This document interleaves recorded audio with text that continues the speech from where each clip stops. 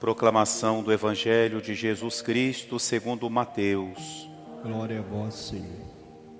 Ao descerem do monte, os discípulos perguntaram a Jesus: por que os mestres da lei dizem que Elias deve vir primeiro? Jesus respondeu: Elias vem e colocará tudo em ordem. Ora, eu vos digo, Elias já veio, mas eles não o reconheceram. Ao contrário, fizeram com ele tudo o que quiseram. Assim também o Filho do Homem será maltratado por eles. Então, os discípulos compreenderam que Jesus lhes falava de João Batista. Palavra da salvação. Glória a vós, Senhor.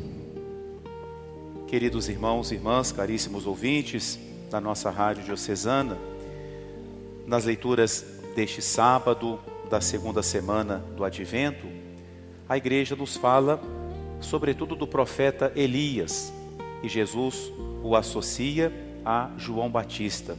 É interessante nessa leitura que nós ouvimos que é uma espécie de uma oração feita não a Deus, mas feita a um santo, né? As palavras do livro do Eclesiástico são dirigidas diretamente a Elias. Ó Elias, como te tornaste glorioso por teus prodígios, quem poderia gloriar-se de ser semelhante a ti?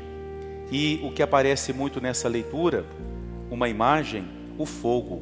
Elias surgiu como fogo, sua palavra queimava como uma tocha, e ele foi conduzido por Deus, né, num carro de fogo. O fogo na presença, na história do profeta Elias. O fogo que é, muitas vezes, na Sagrada Escritura, um sinal do próprio Deus, do Espírito Santo. Sobretudo, o fogo aparece na história de Elias, quando naquele momento em que ele desafia os sacerdotes de Baal, né, para ver qual Deus ouviria, aceitaria o sacrifício que estava sendo oferecido, para que o povo escolhesse a qual Deus iria seguir, e então desce o fogo do céu e consome todo o sacrifício que Elias tinha oferecido. E Jesus diz que, segundo os fariseus diziam que Elias deveria voltar, Jesus fala sim, Elias tem que voltar, e ele já voltou na pessoa de João Batista. A missão de João Batista é um pouco parecida com a missão de Elias, embora são contextos tão diferentes, né? Mas a missão dos dois, como o próprio Jesus fala, é colocar tudo em ordem, é pregar a conversão, é ensinar o povo a servir a Deus. Elias dizia para o povo: até quando vocês vão andar mancando? Se vocês acreditam no Deus de Israel, sirvam ao Deus de Israel. Se vocês acreditam em Baal, que vocês sirvam Baal, mas é preciso decidir-se, não podemos ficar no meio do caminho. Então Elias, um homem de decisão. E a própria pessoa de Elias nos ajuda também nessa preparação para o Natal. Elias é o profeta também chamado da presença de Deus. Viva o Senhor em cuja presença eu estou. Elias dizia muitas vezes, né? O profeta que anda na presença de Deus. A palavra de Deus ensina: anda na minha presença e serás perfeito. Caminhar na presença de Deus, saber que Deus o tempo todo está do nosso lado, nos acompanhando, nos assistindo com a sua graça, nos abençoando, né? Isso nos ajuda muito a ter essa consciência da presença de Deus. Elias é o profeta que escutava Deus, e Deus falava com Elias de um modo suave. Naquela brisa suave foi que Deus falou com Elias. Elias é o profeta que afasta os falsos deuses.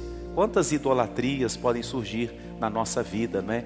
Toda pessoa, né, ou coisa que toma o lugar de Deus na nossa vida, quando começamos a dar a pessoas ou coisas aquilo que somente deveríamos dar a Deus, isso se torna de alguma forma uma idolatria. Então, nesse período do Advento, Elias nos ajuda nessa preparação, dar a Deus o que é reservado para Deus, dar a Deus aquilo que Ele merece receber de nós, sobretudo nesse tempo, dar um lugar para Deus no nosso coração, acolher a Jesus que nos visita com a sua graça, que nós possamos então, inspirados por Elias, amanhã e nos próximos dias teremos a oportunidade de refletir mais sobre João Batista, que nós, inspirados por Elias, possamos viver bem esse tempo do advento.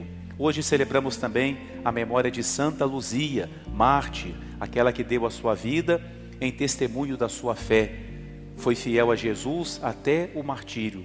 E Santa Luzia, que é porque o seu próprio nome já fala de luz, não é? Lúcia, quer dizer aquela que está na luz, ela é a protetora, a padroeira das vistas, não é? Por isso hoje no final da missa teremos a bênção especial pedindo a Santa Luzia que ela guarde os nossos olhos físicos de toda doença, de tudo aquilo que possa nos fazer mal, mas que ela também sempre guarde e abra os nossos olhos da fé, para que nós possamos contemplar as maravilhas de Deus, o que Deus faz em nossa vida, para que nós possamos nos conhecer, para que saibamos desviar o nosso olhar de tudo aquilo também que não nos leva a Deus, de tudo aquilo que de alguma forma se torna uma idolatria em nossa vida.